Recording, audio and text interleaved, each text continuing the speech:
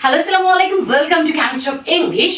Today I'm going to explain a very exclusive technique for you. How can you make a plethora of sentence with using one sentence, one tricks, one formations? How can you do that? আমরা যারা ভাবি যে এত কিছু কিভাবে একসাথে মনে রাখবো, আমরা টেন্সটা শিখছি, আমরা গ্রামার অনেকবার শিখছি, স্পোকেনের অনেকগুলো ফরমেশন শিখছি, কিন্তু এত মনে রাখতে গিয়ে হিমশিম খাচ্ছি বা পারফেক্ট প্র্যাকটিস করতে পারছি না। আমি তাদের জন্য একটা সিম্পল ট্রিক্স নিয়ে এসেছি। সেটা হলো, আপনি যদি কমপক্ষে একটি সেন্টেন্স থেকে অনেক সেন্টেন্স ক্রিয়েট করতে পারেন, তাহলে অনেকগুলো ফরমেশন একসাথে মনে রাখা সম্ভব। How can I do that? কিভাবে আমি এটা করতে পারি? How can you do that? তুমি কিভাবে এটা করতে পারো? কিভাবে তুমি এই প্র্যাকটিসটা করতে পারো?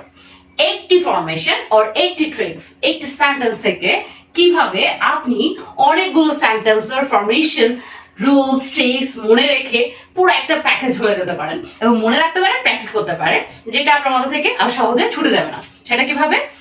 চলো আমরা একটু আলোচনা করি। সেটা হলো, আমরা একটা সেন্টেন্স ক্রিয়েট করি। সাপোজ ইউ লার্ন ইংলিশ, তুমি ইংলিশ শেখো। এই সেন্টেন্সটা হলো present indefinite sentence. Present indefinite tense, you learn English, you তুমি ইংলিশ শিখো। এই সিম্পল সেন্টেন্সটাকে আমরা কিভাবে অনেকগুলো সেন্টেন্স ক্রিয়েট করব সেটা দেখব। যেমন ইউ, আমাদের প্রধান সেন্টেন্স, ইউ লার্ন ইংলিশ, তুমি ইংলিশ শিখো। এটা হলো প্রেজেন্ট ইনডিফিনিট।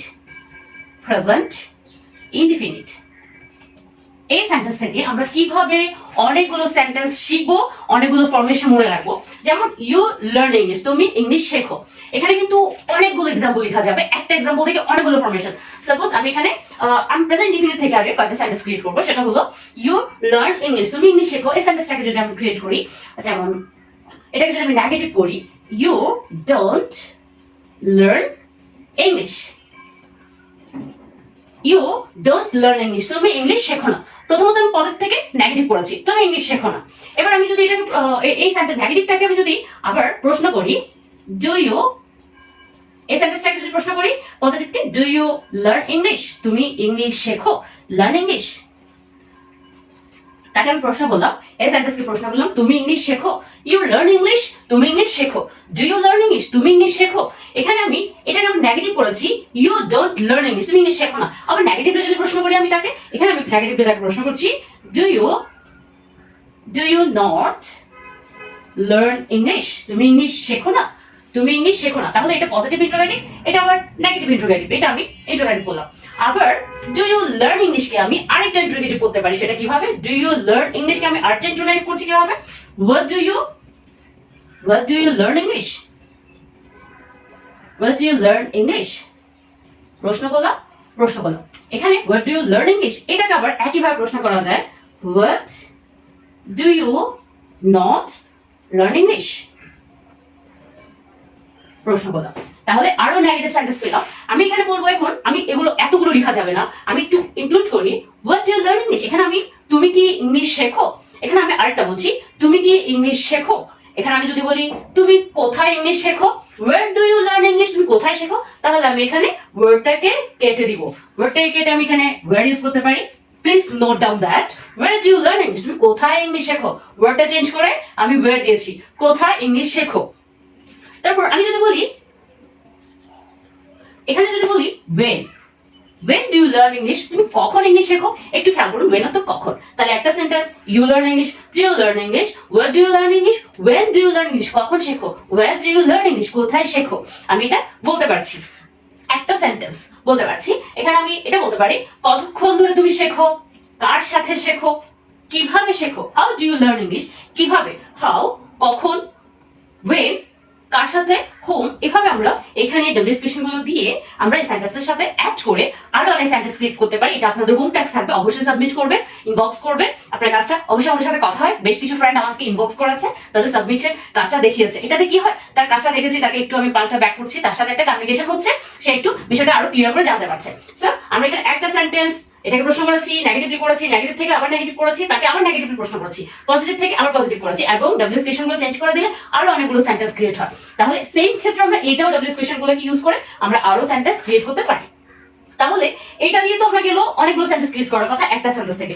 যদি এমন হয় এই যদি আবার পাস্ট কন্টিনিউয়াস টেন্স হয়, সেটা কি হবে? হবে যেমন you are learning, you are learning English, you are learning English, তুমি English শিখছো।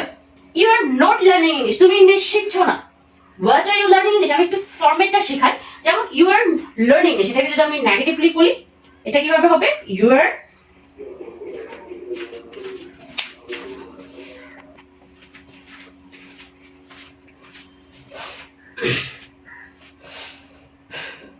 you are learning English, এটা আমি এখানে ইনডিফিনিট you learn English, এখানে আমরা ইনডিফিনিট থেকে অনেকগুলো সেন্টেন্স ক্রিয়েট করেছি, কিছু আমরা লিখেছি, কিছু লিখিনি। এখানে you are learning English, এটাকে আবার নেগেটিভ করছি, you are not learning English, you are not learning English, English। এখন এটাকে যদি আমি আবার প্রশ্ন করি, you are not learning English, ওকে যদি আমি প্রশ্ন করছি, এখানে প্রশ্ন করলে হবে what are you learning English? এই অক্সিলারি ভার্বটা আগে নিয়ে আসলে are you learning English, are you learning English, প্রশ্ন করলাম, আবার প্রশ্ন করলাম are you not learning English, are you not learning English, প্রশ্ন করলাম তাকে are you not learning English, আবার তাকে প্রশ্ন করলাম what are you learning English, what are you learning English। আবার এখানে আমি where দিলাম, where, how, when, who।